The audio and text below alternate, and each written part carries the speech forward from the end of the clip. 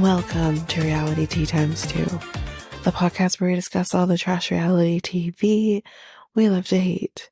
I am Janika, and today we are going to be discussing finally Married at First Sight. So I'm only going to be talking about last week's episode. I'm not going back, mainly because I don't remember what happened, but we're just going to be talking about last week's episode, and that's it. So, before we do hop into the episode, I do have some hot goss. And most of the hot goss, actually all of the hot goss that I have is Bachelor related. So, first and foremost, Kelsey T. During her date, if we remember, she mentioned that she had a very strained relationship with her father. They did have an estrangement for some time, probably while she went to college. And she said the main reason was because of religion. And she didn't specify which religion, but it looks like some people have done some digging and were able to find out exactly which religion she was referring to. So, they found an article where she did an interview back in August of 2019 with Voyage LA magazine, where she said, quote, "When high school came around, I joined a theater class, and that's when I realized I wanted to pursue creativity for the rest of my life. At the same time, I was a full-blown Jehovah's Witness, and I knew the two couldn't coexist. So I decided to leave the religion and set my focus on attending California State University, Northridge." Kelsey noted that her very strict religious background meant she had to break out of a mentality that she had had for more than half her life. She continued, "I was so separated from society, I didn't even realize it, and I've had to play catch up ever since. From rebuilding relationships with family and friends to watching movies I wasn't able to experience.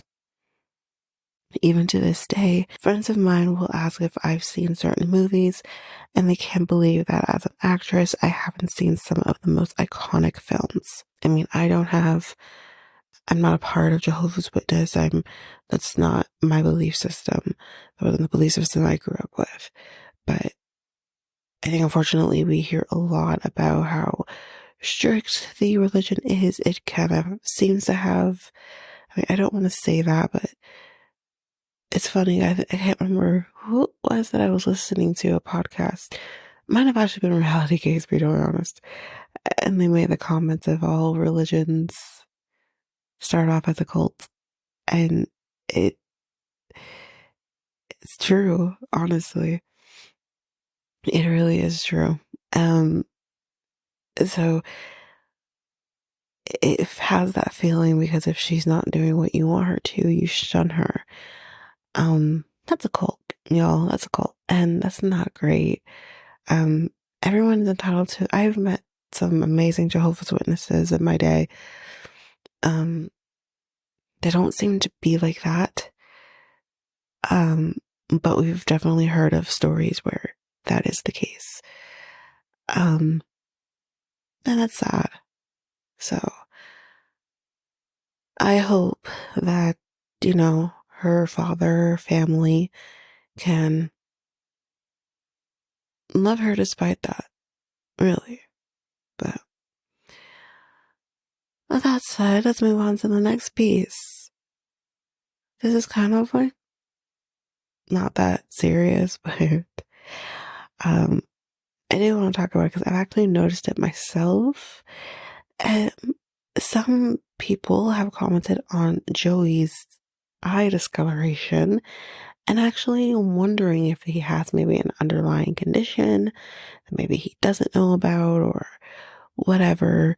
So he's actually said, quote, "The eyes thing, I actually am probably going to post a video a little bit more about that later, and I can give some more insight." So clearly there is something going on that he is very much aware of. So he said there is something behind that, and I'll use the red space to be able to talk through that. So the other thing too that I thought was quite interesting, kind of alongside with that, was despite any off-screen goofs or social media chatter, because there's been a lot kind of, I'm sure a lot of us kind of know, for one thing, he mixed up Gypsy Rose with RGB, not the same person. Not the same person. So it's definitely, he's been getting a little goofy with people because they make fun of him. But all of this is actually helping the Bachelor's ratings because they are higher than they've ever been in years, and the women on his season are reaching social media followings at a rate that hasn't happened since Matt James' season in 2021. So that's great for Bachelor. That is good for them. Yeah, they've definitely skyrocketed in ratings since, I guess, the Golden Bachelor. So good for them. Next, and the last thing I have for you, Daisy Kent. Her Daisy, I love her. But apparently people have been fucking mean to her. And I hope it's none of my listeners, because anyone else out there who is making fun of Daisy, shame on you. Shame on you. Because here we go. She clapped back at a troll who commented about how she speaks, basically commenting on the fact that she does have a vocal fry, which her vocal fry could be from any reason. Either that is how her voice always has been, or it could be because she's unable to hear properly. Whatever the case may be, stop making fun of people. Like, stop actually, anyway. She said that usually I don't respond to negative or mean comments. But she says that she has received a lot of comments about her voice. She included a comment from one user who actually wrote, "How can y'all listen to that vocal fry?" Well, if you don't want to listen to her vocal fry, then turn the fucking TV off. Are you okay? That's the thing. I'm not one who likes to comment on things. That's not my thing. Because it's just my personality. I like to keep to myself. As a person who has a podcast. But, I just would never think to actually say to a person, "Oh, how can you listen to that person's vocal fry?" or whatever the hell else. Don't listen then. It's not hurting you. You took the time to then not only watch the show, but then go on social media and comment on it. You clearly hate yourself. Clearly you have a vocal fry. I don't know. Anyway. Daisy said that, quote, "I know I don't have to explain myself, but I do have a cochlear implant, which is how I hear, and I can't always tell exactly what my voice is sounding like. I can't always tell if I'm being loud or if I'm being quiet, or if I have a vocal fry or if I don't." She added, "It's sad because when she realizes hurtful comments from users, it makes her think about the way that she's talking, and she shouldn't have to do that." And she went on to say, "And it is sad because losing my hearing and getting a cochlear implant is something that really affected my confidence in the show. All the producers, all the cast, it was such a confidence builder for me, and everyone was so supportive of me." She continued, and it's just like I'm gonna lose the legs because you can definitely talk without saying completely all the time. So, and it's just unfortunate that people online have to comment and stuff like this that made me in my head about the way that I talk and speak. Daisy added in the caption of her post that being a contestant on the ABC show was hard for her because she knew she wouldn't be met entirely with kindness and understanding. She knows that she's very thankful for the people who have uplifted her. She said, "My voice is not something I can always tell, and these comments do hurt because I am human. Overall, they remind me how red I should be for doing something and sharing a vulnerable part of me." She went on to say, "They remind me that the DM I got from a 15-year-old girl telling me that me being on The Bachelor gave her more confidence, inspired her, and made her feel less alone matters more than the people like this who try to bring down something I have worked so hard to build within myself. Remember to be kind." And again, we're all adults here, most likely, for the most part. And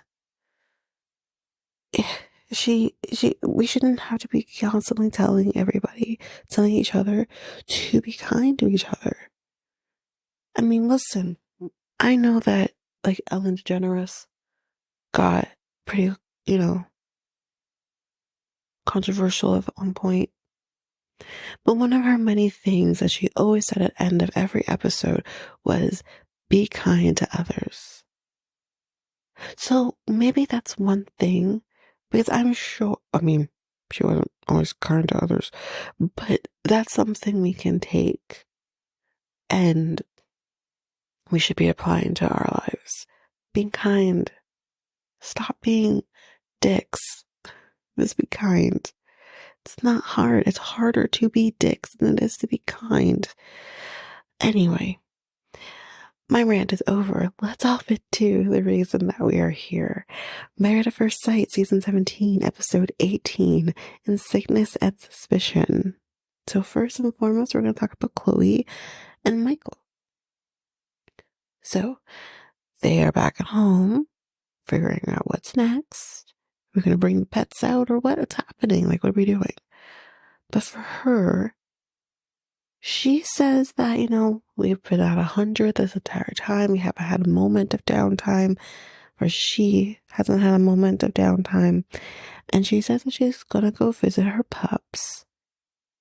But the difference is she is probably gonna take them home and stay with them for a few days and not stay in the apartment. Now, right off the bat, I do need to say, her reasoning for doing this is because they haven't had a moment to process and all of this, and which I totally understand. I get that they haven't had a moment. They've literally gone from wedding, honeymoon, apartment, back to the retreat, back to the apartment. Like, they haven't had a moment. I totally understand that. But you're married now. This is what you wanted. You're married. And sometimes it's not you're punishing him for something that is within you. And I mean, I know he kind of takes it somewhat okay, but at the end of the day, okay, I don't know what it's like to be in this type of process, trust me. And I am a person who is also introverted, says the person at the podcast, but I am introverted. I do like my space. I do like I want to be in my own space and be alone, 100%. I want, him to be off doing his own thing. I want to be off doing my own thing. I need that space. I'm like a cat. I need my space. I'll come love on you when I'm ready. But you can love on me when, whatever. But I need that space. But I'm not gonna say, okay, I'm gonna go back to my mom's or something and for a few days and you stay here. I'm not gonna do that. I am going to take the space that I need away from me, but in the home we share. You have to learn to be comfortable with him. And I don't understand how this is the way you do it. Because you should not have that option to run off to somewhere else. Personally, that's my view. But yeah, anyway.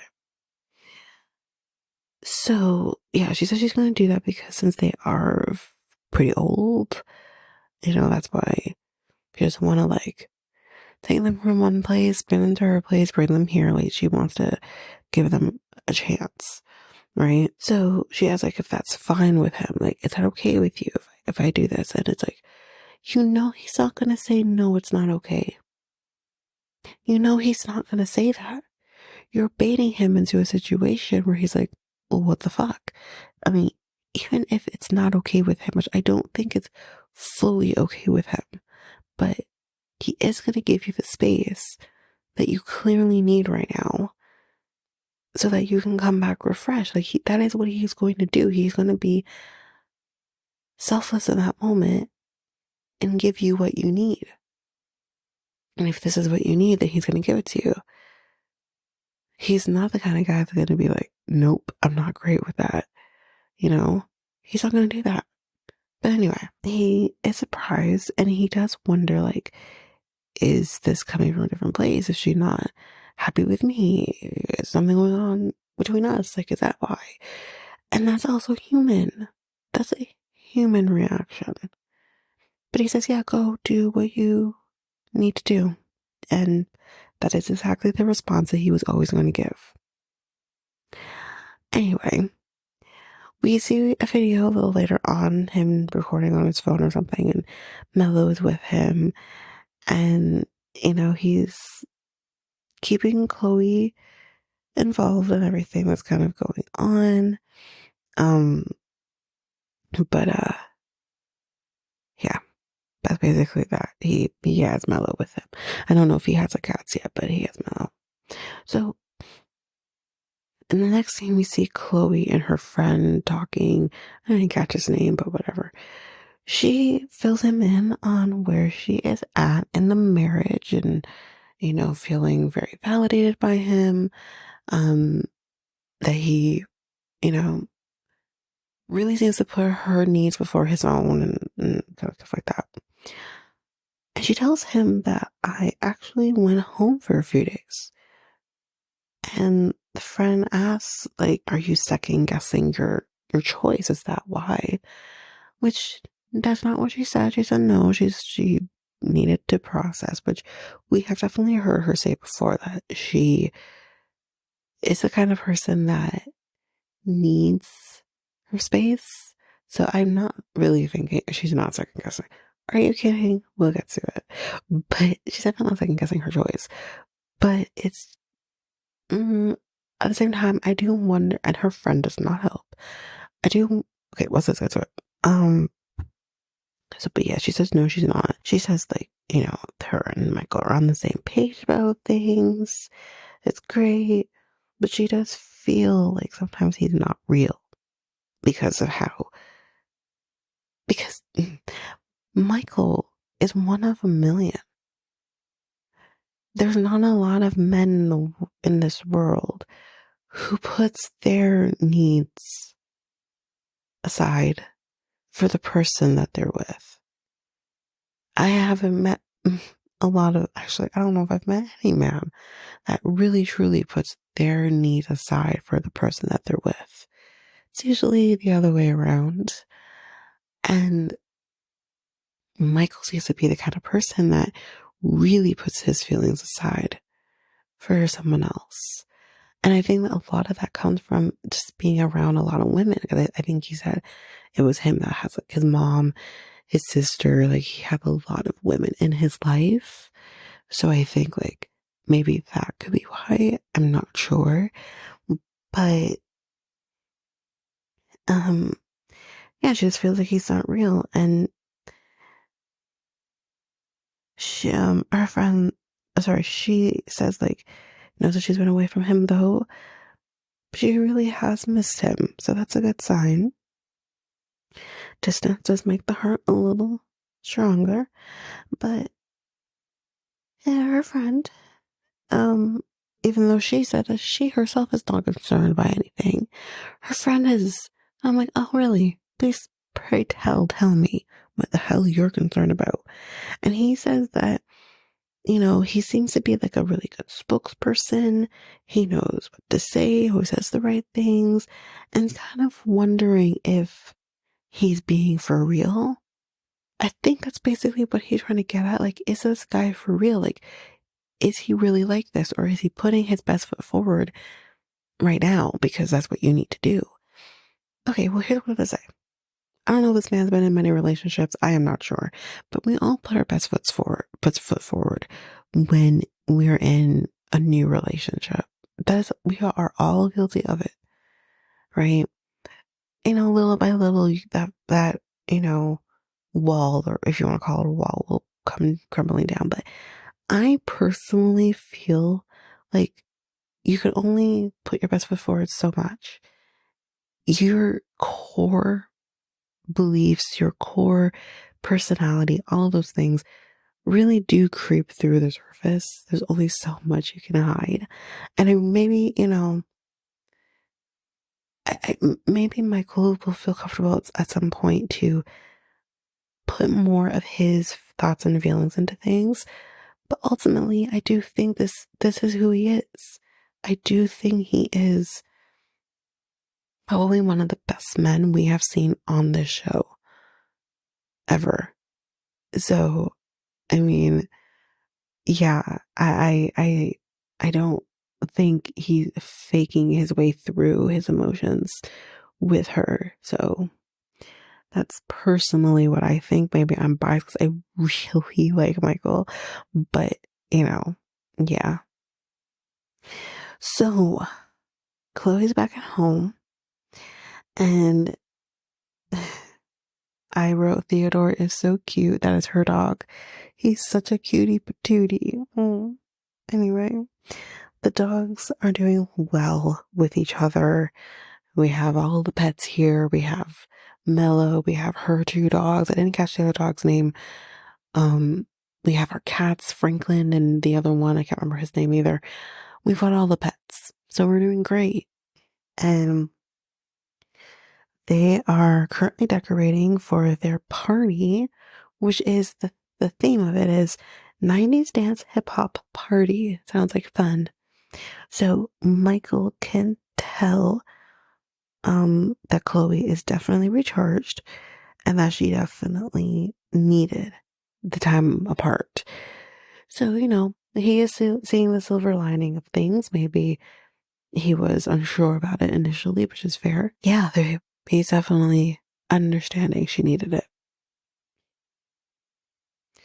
Then they get pizza for dinner, which is basically pizza with a cause. I guess these pizzas, like when you buy them, they're attached to like a different like charity or something.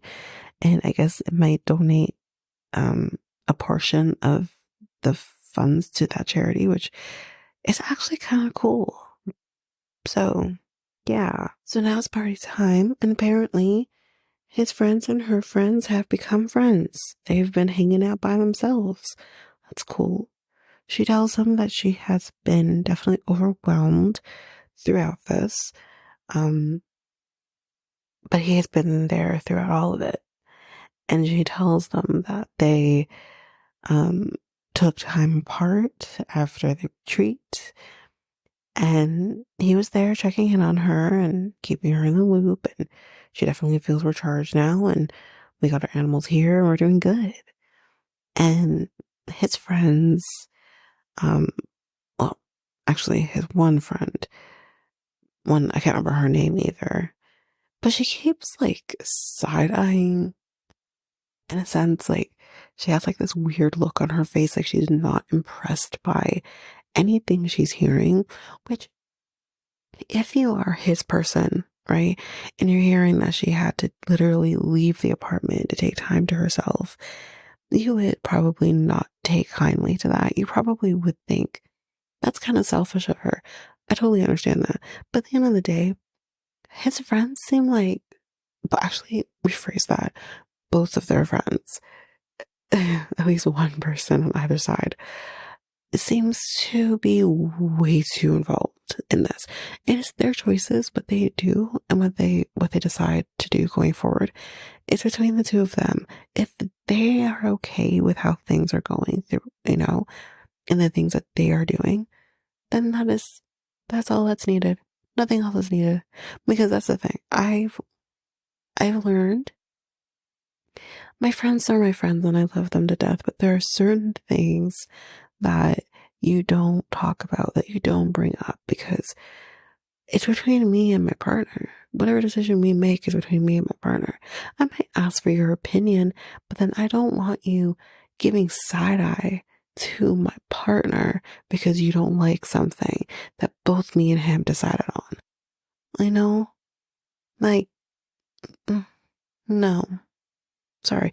These two people are way too fucking old to have their friends that involved in their life going forward. No way. I'm younger than them, and I'm like, mind your business. You know what I mean? Like, no, it's no. But anyway, they're gonna go branching off. His friends talk to her friends talk to him. Um, and she asks his friends, like, what can she do to kind of navigate like bad moments with him? Like, what's the best approach kind of thing?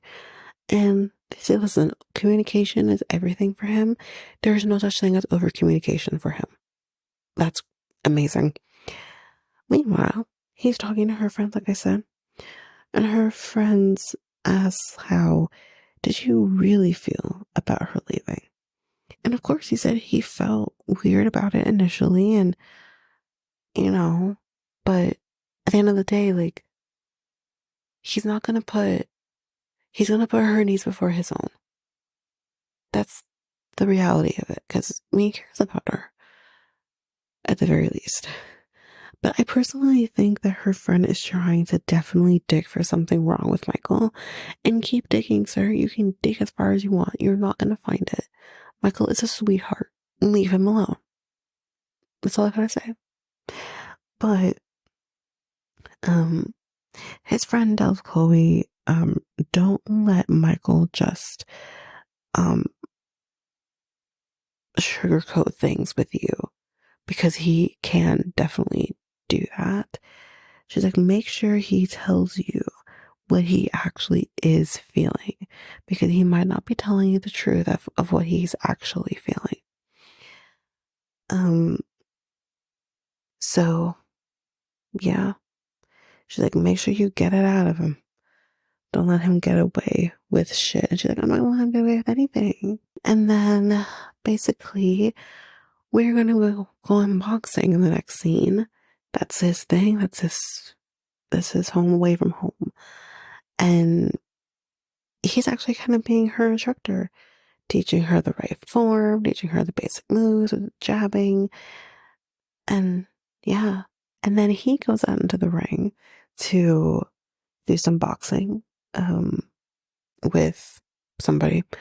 And she's like, I am really turned on by just watching him in the boxing ring right now. Like, she's loving it. Um, and he says afterwards, that she says, oh, like, that was really great. Oh yeah, he looks so good. Like, being like very mellow about it. And he's like, oh yeah. And he's like, his arms are to fucking die for. Are you? As a woman, I would love to touch them arms. I love a man with muscles. My boyfriend has a little muscle. It's great. But like, I love a muscle. I just love like grabbing their arms. It's so hot. So yeah, he has great arms. And, and then he's kind of like, I like this too. And he's like moving his body in a boxing form, but she's taking it as, oh, you're gyrating. And I'm like, okay. So they're definitely kind of doing good there. But then she does bring up to him about like something that his friends were saying, and how she came to the conclusion that my husband is also a people pleaser. And she says, me as a reformed people pleaser, I need you to kind of say, I need you to admit the fact that you are a people pleaser. Even though they said like you might not actually admit that you are. And he says that I may not necessarily agree that I'm a full blown people pleaser, but sometimes I do tend to end up pleasing people without realizing that I am doing it. So I think basically at the end of this, like he's kind of vowing that maybe I can stop doing that. And, you know, think about himself and his needs as well as hers. That is it for Michael and Chloe. Let's go over to Becca and Austin. Y'all, my God. So we are currently seeing her at her place. She is not in the apartment. And she mentions how they were at some, I don't know, wolf sanctuary or some shit. I don't know. They were somewhere. And after the cameras left, he was buying some purchases. He was purchasing some things from this place. And I guess she was trying to help him bake things. We will get his perspective in a little bit. But she was trying to help him bake things. And he ended up mumbling under his breath. And she says him mumbling under his breath is kind of a negative thing. And then when they were in the car going home, he basically made a comment where he was admitting that this past week had been tough for him, which I'm confused as to how, sir. You literally, okay, but yeah, he says it's been tough for him. So she's not taking this very well, and she's very emotional throughout this because she doesn't understand where that comment was coming from, because she's wanting him to say if there is something wrong, tell me. But instead he kind of, throws it at her. So they're back at the apartment now, both of them, and they're waiting for the experts to come. And he asks, is there anything you want to talk about before they show up? And she says no. She wants to wait for them to come before saying anything. Then she says, I'm just going to kind of sit here and rest until they show up. And Austin makes a comment of oh, can I come behind you? I can clearly tell he's trying to diffuse the situation by using the physical touch, by trying to talk to her, get her to talk to him. I can tell he's trying to diffuse the situation, but I also feel like it's a little bit too late for that, because you've had moments to be close to her, to be physical with her, to be touching her or whatever. You've had these moments and you've completely botched them. And you've made horrible comments for her. And yeah, you now are trying to, it feels, I don't want to say it, but it does feel a little bit manipulative, because it's just you're trying to manipulate her feelings here. And I love that she's no, I'm going to say in me right now, I don't want your influence. But because she does say to him, no, I'm okay right now. Just, no, thank you. Don't fucking touch me. Anyway, the experts show up and we're just gonna dive right into this. So, Pastor Hannah and Dr. Pia are the ones that are here. And Dr. Pepper. I wrote Dr. P, but I meant Dr. Pepper, not Pia.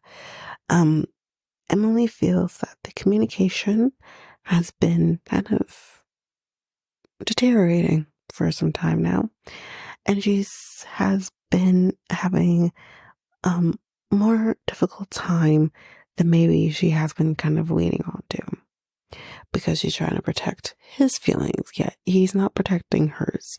So all gloves are off at this point, basically.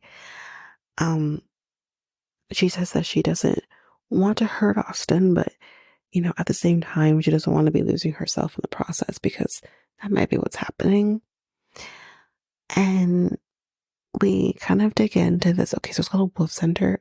I don't know. I don't get it. But anyways, they kind of dig into that and what happened from her perspective. So I'm not going to say it again, because she pretty much reiterates exactly what I said earlier. And he says, listen, so from my perspective, the whole baking thing. So for him, and spoiler alert for just dumb men. So basically what he says is he's making these purchases, great. And instead of using, I guess, a store bag, I don't know how things are in the States. If you still have to, if you have to pay for bags or whatever. Here in Canada, we do. We have to pay for bags. And now we don't even have plastic anymore. We have cloth bags or paper. Um, so you, instead of buying another cloth bag if you already have one, or instead of maybe even using plastic if plastic is available, you would just use your cloth bag or whatever, right?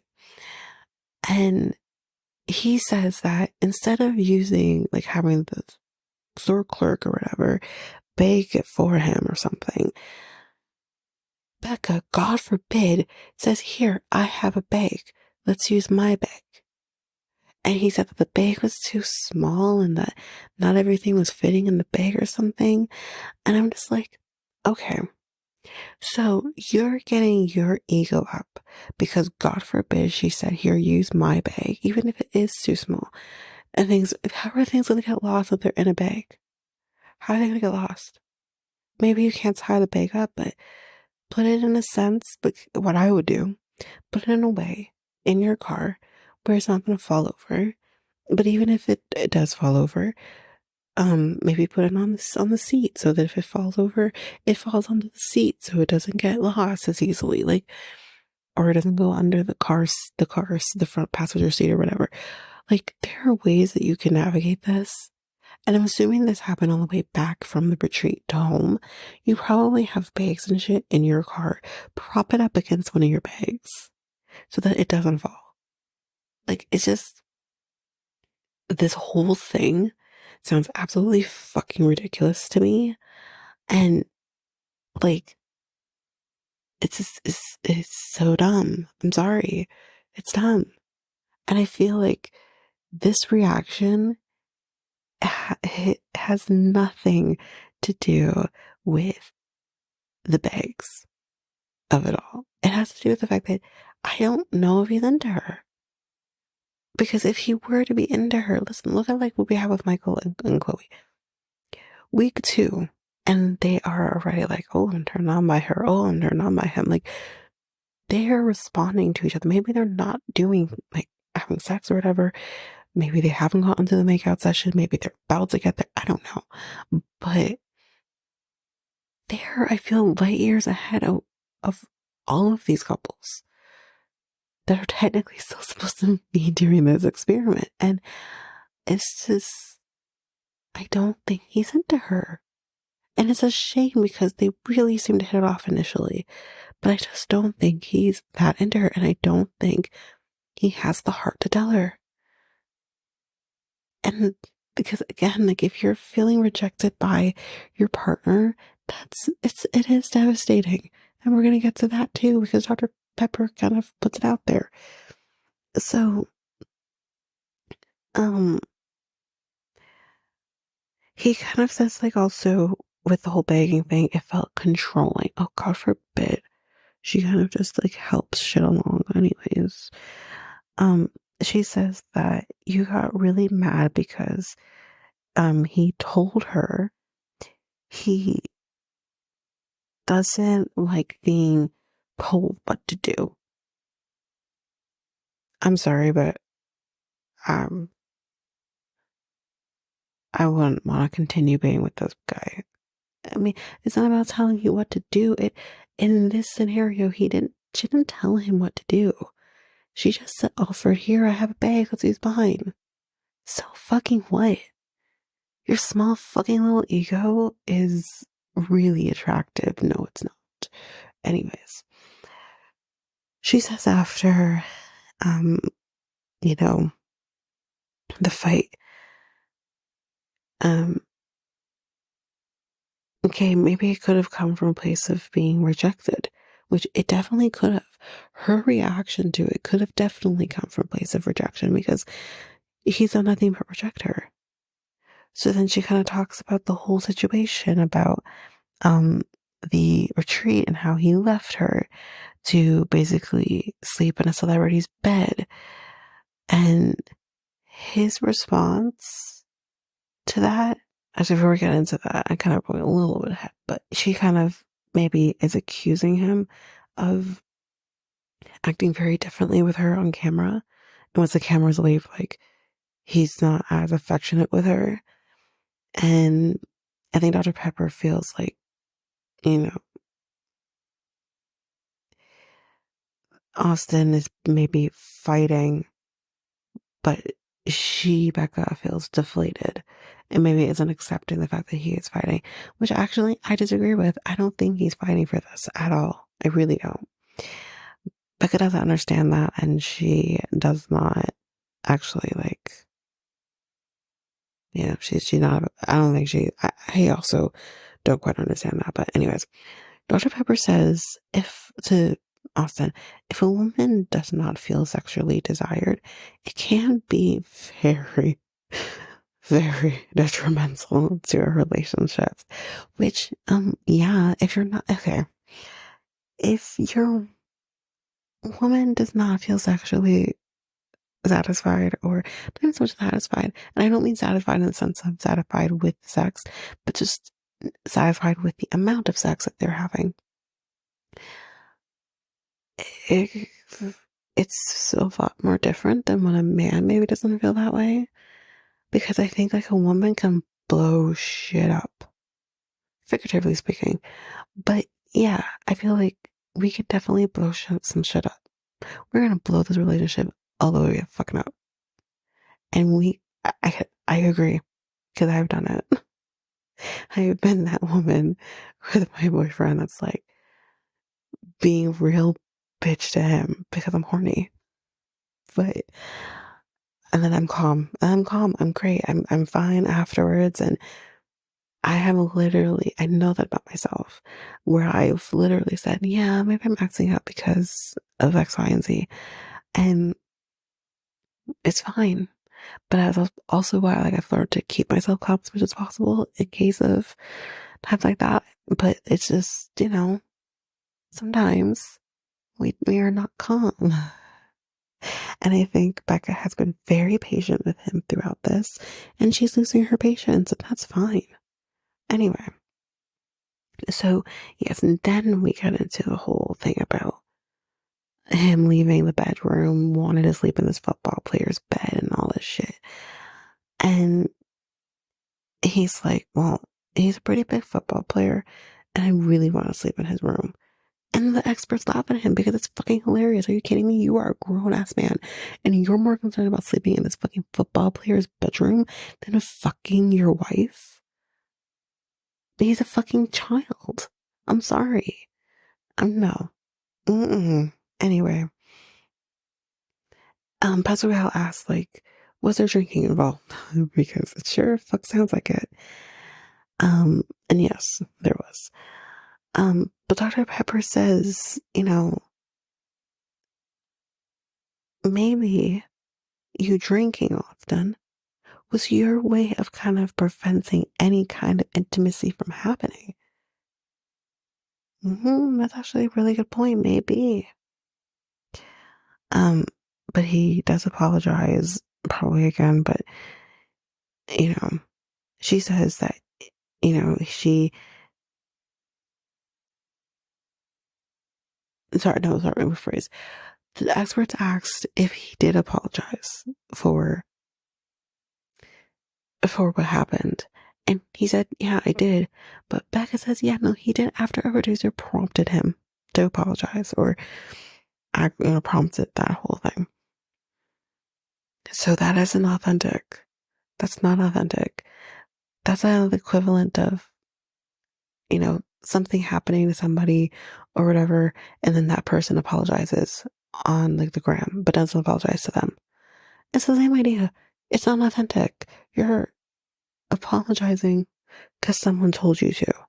That's no, not great. Um, so he definitely disagrees, as of course he would. Um,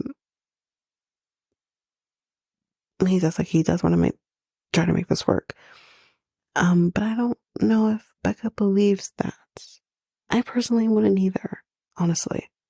especially what happens next week. I don't know. But then Pastor Cal asks, like, do you want this?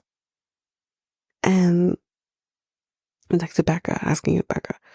And she says, well, the conversation in the car is really in my head right now. And it's hard for her to kind of look at the entire picture at the moment. Because that's kind of what Pastor Cal wants her to try and do. But Dr. Pepper says, since you're kind of in this emotional state right now, maybe it's best to not make, decision making answers right now. Like, maybe we leave this one alone for right now. He tells her that he does want to make this work with her, but we'll see. Oh no, sorry. He's like, do you want to make this work with you? But and Pastor Cal literally says, no buts.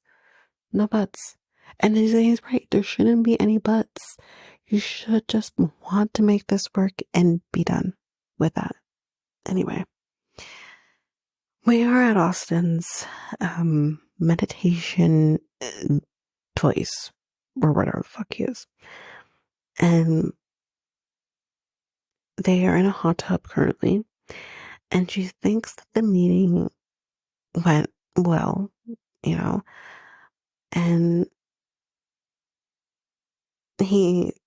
I don't know, someone, I don't know who it is, if it's him or her, but someone says I am second guessing things. He is committed to make things work, and, she feels good that he's going to try, and I don't know how long that lasts for, because, yeah, anyway. But that's it for Becca and Austin. Let's move on to Brennan and Emily. It's not a whole lot here with them, but let's get into it. So we're still healing, y'all. She's got, a bag of peas on her face, and she has like these wristbands on, and she has her support animal, which is a stuffed animal. She's doing the healing. Another scene, she is awake and eating some food, but she's going to be going right back to bed to get some more rest. And then another scene, we are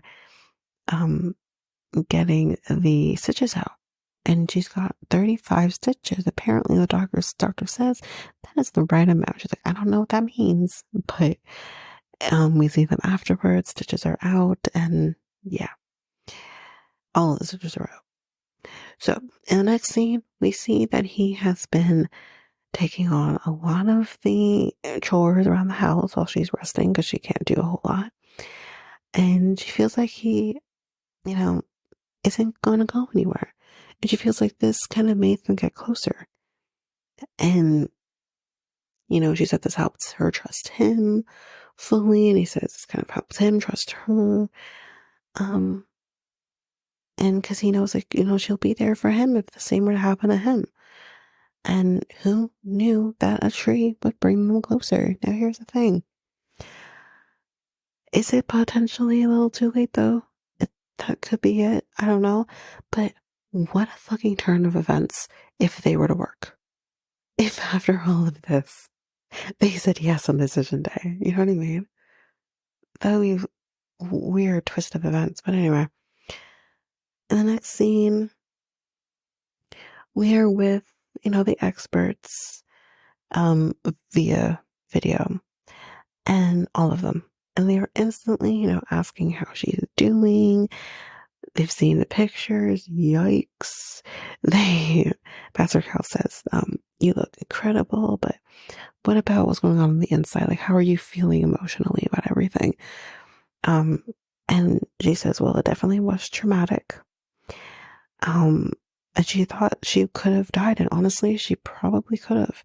She was bleeding a lot. She said that she's never seen that much blood. He hasn't really probably seen that much blood, and he apparently doesn't do good with blood. But Pastor Calvus asked, okay, Brennan, what about you? Because you witnessed a very traumatic thing as well. Like, how are you feeling? And he says, like, yeah, it was traumatic for him as well. And she, and I have to give him this. She applauds him, and so have I. I did in the last episode that we did, um, where, well, I don't know if it's the last, no, it wasn't the last episode I did. But anyway, she says, like, I applaud him because he was so calm throughout that, because he wasn't shocked. He was going through the motions. He did what he thought he had to do. And, he was very calm in the moment. Like, she would be there being like, am I okay? Am I okay? He's like, yeah, you're okay. While blood is spewing everywhere. Like, he was so calm. He was so calm throughout that. And that's literally the way it needs to be. And he was really incredible. Really incredible. Hate myself for actually having to, give him anything, but he was really incredible with her. And he says, I know we talked about being friends, but that's just words. What? Who is this person? Oh my God. Anyway, she says that the accident has really changed their relationship. I'm telling you, if they actually make this work, I'm going to be shooketh. Anyway, I have nothing more else to say about that. Let's move on to Chloe and Cameron, because Claire and Cameron, can we actually have something to talk about? Okay, so because of both of them, Claire is with her mom. Cameron is here with Brennan. It's really great to see him, and he looks good. Cameron fills him in on what's kind of been going on. I wish I can remember. It actually sounds like what I currently have, what he has, except I don't have the flutter. I have the first part that he was talking about. The one he has is more rare, and it's probably actually even more detrimental than what I'm dealing with, but it does sound like it's what I actually have been diagnosed with as well. He says a lot of people our age, and I'm around his age, would actually get this. And is usually probably brought on by stress or stressful situations. I need to catch what he said, but it does sound like what I currently have. And I don't deal with the flutter aspect of it, but what I do deal with, it can definitely kind of stop you in your tracks sometimes. And I deal with it. There's not a month that goes by where I don't deal with it. But yeah, so he talks about that, and Brennan asks, like, well, has Claire been supportive through all of this? And he says, well, yeah, she has. But he also says there's really nothing for her to support. Like, there's only so much that she can do. It's not like there's a constant injury or something that needs to be tended to. It's either he's home or at the hospital. There's nothing more that can really be supportive of, which I do understand what he's kind of saying. Claire tells her mom, I want to be support to him, but he won't let me do that. And her mom says, which I said before as well, her mom says, well, first of all, she had cancer. So she's coming from that perspective, and she says sometimes when you have something kind of going on with you, you kind of tend to isolate yourself. And I think that might be what is happening here. It's not something that you should take personally. It's just something that he just feels like he wants to isolate himself while he gets better. And yeah, Cameron says that he knows that she has been talking about him to others, and and while she does that, her feelings for him are definitely maturing.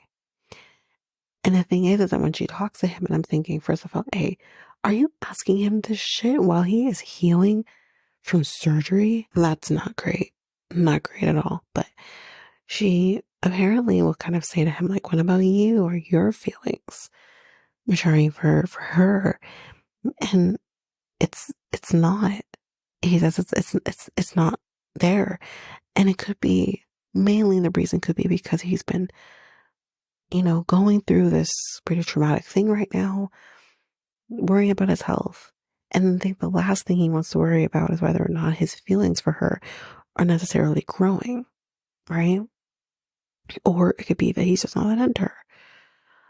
So Brennan asks, like, do you think that she kind of wants to get back with you? And Cameron kind of says, well, you know, maybe, I don't know. But while he's talking, the biggest thing here is we can clearly tell he can't breathe and he has to take a minute. And he's like, sorry, he says, I can't talk for long periods of time, so, um, but he thinks that, it just wasn't working between them.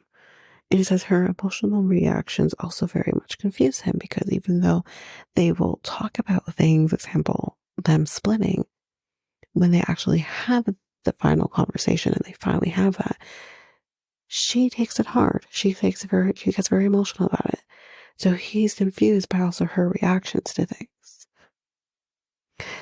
So Chloe then feels that she has,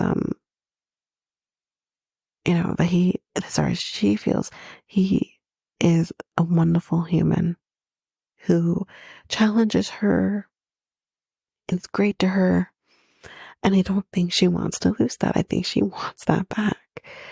But at the same time, she will say, but I don't think like husband and wife is the best title for them. And maybe it's not, but is being together what's right as well? Because I think she wants that. But then, which is also very interesting, Cameron tells Brennan that if she decides to say yes on decision day, he will also say yes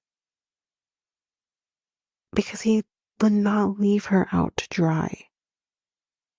Wait, and he said like he would stick by her through this. And I'm like, wait, what? Y'all haven't done the fucking experiment. But you would be willing to say yes to her on decision day if she says yes on decision day? That is the weirdest fucking shit. I'm so confused. I'm so fucking confused. But that's basically it for this episode. Next time on, very quickly, Chloe and Michael are at a sex shop. She needs to get a new vibrator. And I was like, girl, yes. And they're definitely opening up. And okay. Brennan, I guess since your stitches are out and you're no longer, the healing process is over now. I'm just gonna say, you're so fucking negative and I wanted a positive person. She's like, what the fuck? Like, and Austin apparently left the apartment, so oh god. And then Brennan and Cameron apparently, according to Claire, have been going on dates. They've been double dating. Fuck them. I mean, Cameron can date because they're not together. But Brennan apparently is still supposed to be married and still supposed to be doing this experiment. So fuck him. But that is it for Married at First Sight. So if you like what you heard, please rate, review the podcast on either Apple Podcasts or Spotify. Also, don't forget that you can also share us with everyone in your life if you really love this. And I do want to read those reviews. I'm definitely getting 5-star ratings, but I want to read those reviews. So send me those reviews and I will read those 4 and 5-star reviews on the podcast. Also, we're on every one of your favorite podcast apps. Every one of them, including you can find us on YouTube at Reality Tea Times 2. If you want to connect with us, you can do so by going to either Facebook or Instagram at Reality Tea Times 2. You can also find us on Twitter, TikTok, Reddit at Reality Tea Times 2 pod. We also have our email, which is at realityteatimes2 at hotmail.com. Definitely want to hear from you guys. And we also have our new website where you can listen to all of these episodes. You can review the podcast on there as well. You can connect with me in any way, all the stuff. It's all there, and you can find me there at www.realityt times two, all spelled out, .podpage.io. It's there. And don't forget, I also have my other podcast with my friend Mikkel, Next Take Podcast, where we talk about all kinds of different topics. We are finishing up with our Black History Month series right now, so it's been great over there. But you can find us on any of your favorite podcast apps over there as well, or you can also go to YouTube, and you go to Next Take Podcast, as well as our website, which is solo.to/Next Take Podcast. So yeah, there's that, and that's basically that. And again, don't forget, if all of this information is overwhelming, we do have all of the links, everything in our show notes. But that is it for now, guys. Thanks. Bye.